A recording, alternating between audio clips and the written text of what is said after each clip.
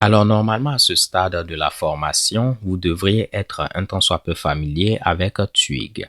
On a vu comment afficher des informations, comment faire une boucle for, comment faire un if-else. Également dans la vidéo précédente, je vous ai montré le filtre length, mais on n'est pas rentré dans les détails. Dans cette vidéo, nous allons voir tout ce qui tourne autour de Twig. On va parler des tags, des filtres, des fonctions, des tests et des opérateurs. On a déjà utilisé le tag for et le tag if. Si vous prenez un tag, vous allez voir la syntaxe. On met accolade pourcentage, pourcentage, accolade. Et tout ceci est bien documenté. Si on prend ce tag set, il nous permet de définir une variable. On va tenter de l'utiliser. Je vais définir une variable que je vais appeler name et la valeur ce sera honoré. Et là, je pourrais afficher le contenu de la variable name. On va tester au niveau du navigateur. Je viens là et bang, honoré est affiché. Donc ça peut être intéressant dans plein de cas. Imaginons que j'utilise la taille de notre tableau à plusieurs endroits.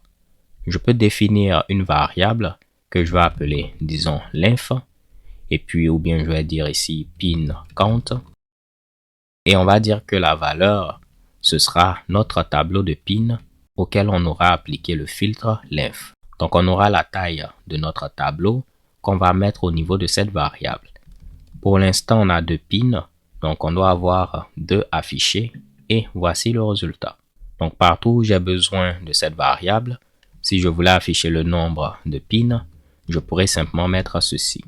Et de la même manière, si on avait notre condition, je pourrais mettre le if de cette manière-là. Je vais juste vous le montrer. Oups. On va prendre cette version. Je pouvais dire si le nombre de pins est supérieur à 0 et on avait déjà cette variable qu'on peut réutiliser. Là, je vais revenir à ce qu'on avait et on va continuer. Donc déjà, on peut voir que en lisant la documentation, on va apprendre plein de choses. Donc on fait un récapitulatif de ce qu'on a vu jusqu'à présent. Pour utiliser les tags, la syntaxe est la même. Accolade pourcentage, pourcentage, accolade. Et si on veut connaître tous les tags, on fera une recherche au niveau de la documentation. Je ferai de mon mieux au niveau de cette formation pour vous montrer plein de tags. Donc ne vous inquiétez pas. On verra extends et puis plein d'autres. Parlons à présent des filtres. On peut voir qu'on a plein de filtres. On a par exemple le filtre date, le filtre length, lower, upper, markdown to HTML pour ne citer que ces éléments. Et pour les filtres également, la syntaxe est la même. On utilise le pipe, donc la barre verticale. On va copier ce code et on va essayer de voir ensemble. On va enlever tout ce dont on n'a pas besoin. Comme on peut le voir, pour utiliser un filtre, il faut utiliser cette barre verticale. On peut laisser des espaces si ça vous permet de mieux vous retrouver. Mais là, on va prendre ce qui est à gauche et on va le passer au niveau de ce filtre. Voyez comme si vous avez un tunnel.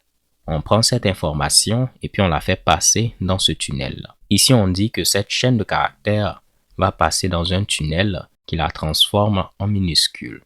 Donc, on aura welcome qui sera maintenant en minuscule. On a un autre filtre, upper, qui fait l'inverse, qui va mettre ce que vous donnez en majuscule. Donc, vous allez voir tout ceci sera maintenant en majuscule.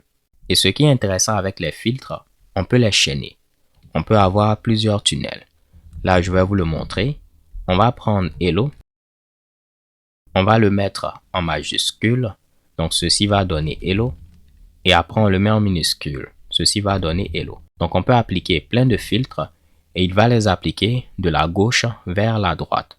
Donc là, le résultat final, tout ceci sera en minuscule parce que le dernier filtre appliqué, c'est lower. On va essayer de prendre un filtre qu'on n'a pas encore vu. Je vais utiliser join. On nous donne des exemples. Si on a un tableau, join va permettre de joindre les éléments du tableau. Donc il va ici les concaténer, puis on a 1, 2, 3.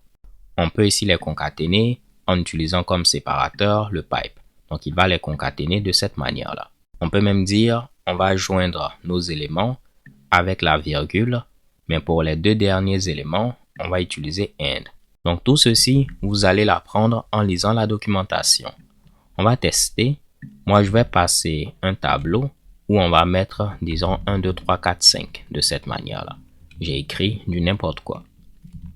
Mais ça va donner quoi? Il va nous mettre 1, 2, 3, 4. Et puis, vu que 4 et 5 sont les derniers, il va rajouter and de cette manière-là. Et on aura 5 qui sera mis à la fin. Donc, pour les autres éléments, c'est virgule, espace, comme on l'a fait. Mais pour les deux derniers, ce sera and.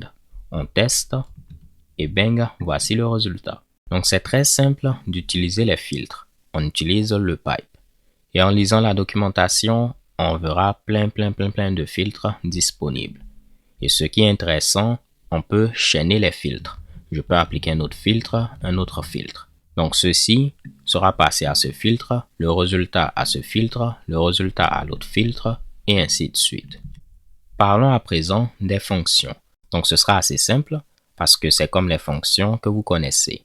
On a déjà vu dump qui nous permet de dumper quelque chose. Donc je peux venir là et puis je vais faire un dump, de cette manière-là, de ma variable pin. On vient au niveau du navigateur et si on actualise, notre variable pin a été dumpée. Donc une fonction s'utilise comme une fonction. On peut passer les différents arguments. On verra plus tard la fonction include. Vous avez une fonction constante. Prenons par exemple random. On peut passer une liste, donc un tableau, et elle va nous retourner une valeur aléatoire au niveau de ce tableau. Ici, un caractère aléatoire au niveau de cette chaîne de caractères. Là, une valeur aléatoire entre 50 et 100. 50 et 100 étant inclus. Ici, une valeur aléatoire entre 0 et 5. 5 étant inclus. Si on met juste random, ça va nous retourner une valeur aléatoire comme si on avait utilisé mtrand. Donc, si on cherche ceci au niveau de PHP, tout cela sera expliqué en détail. Donc, c'était simple, les fonctions. Parlons à présent des opérateurs. On a in qui nous permet de vérifier est-ce qu'un élément est au niveau d'un ensemble d'éléments ou bien est-ce qu'une sous-chaîne est au niveau d'une chaîne de caractères. On peut utiliser not in pour dire n'est pas. Donc là, on vérifie par exemple est-ce que 1 n'est pas au niveau de notre tableau d'éléments. Malheureusement, 1 est au niveau de ce tableau. On revient, on a des opérateurs de comparaison. On a déjà vu inférieur, supérieur, supérieur ou égal et tout. Mais vous voyez par exemple, ici, je vais tenter de me retrouver. On peut utiliser les ternaires. Si c'est vrai, on fait yes. Dans le cas contraire, no. Donc on a une condition. Si elle est vraie, on va avoir ce qui est ici. Dans le cas contraire, ce qu'on a à ce niveau. On peut même dire si la valeur n'est pas nulle, on la prend. Sinon, on prend no. Par exemple, je ne savais même pas que ceci était disponible. Bref, en lisant la documentation, vous allez apprendre plein de choses.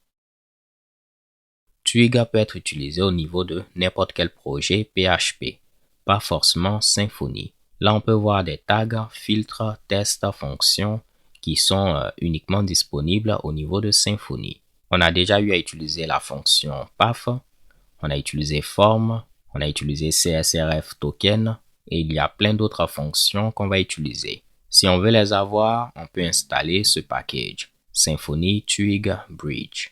Donc, ce sera tout pour cette vidéo. J'espère maintenant que vous serez plus à l'aise avec Twig parce que comme on l'a vu, la clé est dans la documentation. Je vais m'arrêter là dans cette vidéo. Au fur et à mesure qu'on va avancer, on verra les éléments par la pratique. Donc, ne vous inquiétez pas. D'ici là, portez-vous bien, stay tuned and take care. Peace.